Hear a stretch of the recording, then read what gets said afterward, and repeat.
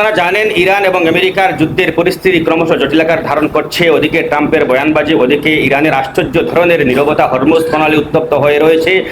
এছাড়াও ইরানের উপর হামলা করার জন্য মার্কিন প্রেসিডেন্ট ডোনাল্ড ট্রাম্প মার্কিন কংগ্রেস থেকে চূড়ান্ত একটি অনুমোদন তিনি নিয়ে নিয়েছেন, তিনি পেয়েও গেছেন। এখন মনে করা হচ্ছে যে একটা জবরদস্ত, একটা শক্তপোক্ত হামলা ইরানের উপর চালাতে পারে আমেরিকা। এই যখন আবহ তৈরি হয়েছে তখন রাশিয়ার ডুমসডে বিমান তেহরানের হাতে এসে পৌঁছেছে। রাশিয়া ডুমসডে বিমানটা তেহরানের হাতে তুলে দিয়েছে এবং তেহরান ডুমসডে বিমানটি মোতায়েন করেছে। তেহরানে এই ডুমসডে মোতায়েনের কারণে ধারণা করা হচ্ছে যে ইরানও সর্বাত্মক প্রস্তুতি নিয়ে নিয়েছে। আমরা জানি যে ইরান কিন্তু আমেরিকাকে হালকাভাবে নেয়নি, যতটুকু হালকাভাবে নিয়েছিলেন ডোনাল্ড ট্রাম্প, তাই ইরান আগে থেকেই প্রস্তুতি নিয়ে নিয়েছে। রাশিয়াও সেটা জানে এবং রাশিয়া এই মুহূর্তে বন্ধুর হাতে একটি শক্তপোক্ত অস্ত্র তুলে দিয়েছে। অস্ত্র বলতে এটা হচ্ছে একটি বিমান, কিন্তু সাধারণ কোনো বিমান নয়। এর নাম হচ্ছে ডুমসডে। আপনারা জানেন ডুমসডে অর্থ কি? ডুমসডে হচ্ছে কিয়ামতের দিন, অর্থাৎ কিয়ামতের ভয়াবহ মেসাকার পরিস্থিতি যখন তৈরি হবে তখন যে কেউ এই ডুমসডের ভেতরে রক্ষা পেতে পারে বলে ধারণা করছে রাশিয়া। কিন্তু একজন মুসলিম হিসেবে হয়তো আমরা সেটা মানি না বা সেটা আমরা বিশ্বাস করতে পারি না, কেননা কিয়ামত এমন একটি সময় আসবে বা কিয়ামতের এমন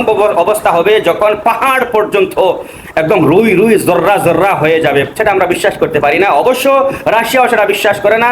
তবে এখানে কিয়ামত বলতে পারমাণবিক হামলাকে বোঝানো হয়েছে। পারমাণবিক হামলা যদি হয় তাহলে এই ডুমসডের ভেতরে যারা আশ্রয় নেবে তারা নিরাপদ থাকবে, এরকম তৈরি করা হয়েছে। ডুমসডে তার ভেতরের যে কার্যকারিতা রয়েছে সেটা বর্ণনার উদ্দেশ্য আমার এখানে নয়। আমি শুধু এটা বলতে চাইছি যে ডুমসডে ইরানের হাতে এসে গেছে, তেহরানের মোতায়েন করা হয়েছে ডুমসডে। তাহলে পরিস্থিতি কি হতে পারে? ধারণা করা হচ্ছে যে ডুমসডে এখানে রাখার অর্থই হলো আমেরিকা যদি পারমাণবিক হামলা করে, পরমাণু হামলা করে, তাহলে যাতে এই ডুমসডের ভেতরে অবস্থান করা যায় এবং সেটাকে মোকাবিলা করা যায়। এই ডুমসডে কি? এই ডুমসডে মোটামুটি আকাশ নিয়ন্ত্রণ করে, এখানে এনক্রিপ্টেড যোগাযোগ ব্যবস্থা, তারপর ডেটা লিঙ্ক ইত্যাদি সুরক্ষিত থাকে এবং এখানে কারা যাতায়াত করে?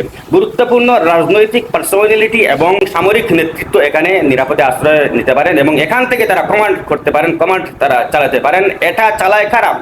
রাশিয়ার স্পেশাল ফ্লাইট স্কোয়াড্রন এটা পরিচালনা করে। এর ভেতরে গুরুত্বপূর্ণ রাজনৈতিক ব্যক্তিত্ব তারা আশ্রয় নিতে পারেন, গুরুত্বপূর্ণ সামরিক নেতারা তাতে আশ্রয় নিতে পারেন, তাদের কোনো ক্ষতি হবে না। আমেরিকা যখন বারবার বলছে যে ইরানের শীর্ষ নেতৃত্বকে তারা হত্যা করে ফেলেছে, আর অবশিষ্ট কেউ নেই, যে কয়েকজন বাকি রয়েছেন তাদেরকেও তারা হত্যা করবে, এরকম হুমকি যখন আমেরিকা বারবার দিয়ে যাচ্ছে, ঠিক ওই মুহূর্তে ডুমসডে এখানে মোতায়েন করে রাখা হয়েছে।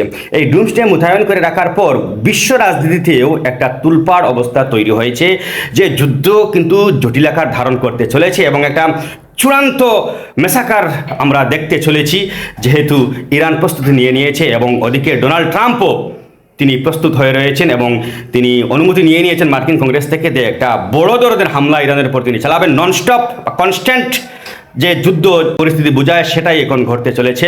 এবার পরিস্থিতি কোন দিকে যায় সেটাই লক্ষ্য করার বিষয়। কিন্তু অবাক করা বিষয় হলো যে রাশিয়ার সবচাইতে বড় যে অস্ত্র যেটা, সেটাই এখন তেহরানের হাতে তুলে দিয়েছে। আমার ধারণা ছিল যে পারমাণবিক হামলার থেকে বাঁচার শক্তি কারণেই, কিন্তু এই খবরটা যখন আমি পেলাম তখন আমি অবাক হয়ে গেলাম এবং আপনাদের সঙ্গে শেয়ার করতে চাইলাম যে ডুমসডে বিমানটা তেহরানের হাতে যদি এসে পৌঁছে যায় তাহলে ইরান চূড়ান্ত ধরনের একটা প্রস্তুতি নিয়ে নিয়েছে এবং আমেরিকাকে হামলা করার জন্য তারা একটা বার্তা দিয়ে দিয়েছে যে আমেরিকা তুমি হামলা করতে পারো, কিন্তু তোমার সেই হামলা আমরা রুখে দিতে পারি বা আমরা মোকাবিলা করতে পারি। আপনাদের হয়তো আগের থেকেই জানা আছে যে ডুমসডের ভেতরে যে কেউ রক্ষা পেতে পারে বা এখানে কেউ নিরাপদ আশ্রয় পেতে পারে, কিন্তু আমার সেটা ধারণা ছিল না। আমার মনে হয়েছিল যে পারমাণবিক হামলা যদি হয় তাহলে কেউ বাঁচবে না, ডুমসডে বাঁচিয়ে দিতে পারে বলে যে ধারণা আমার হলো, সেটা আপনাদের সঙ্গে আমি শেয়ার করলাম। ধন্যবাদ।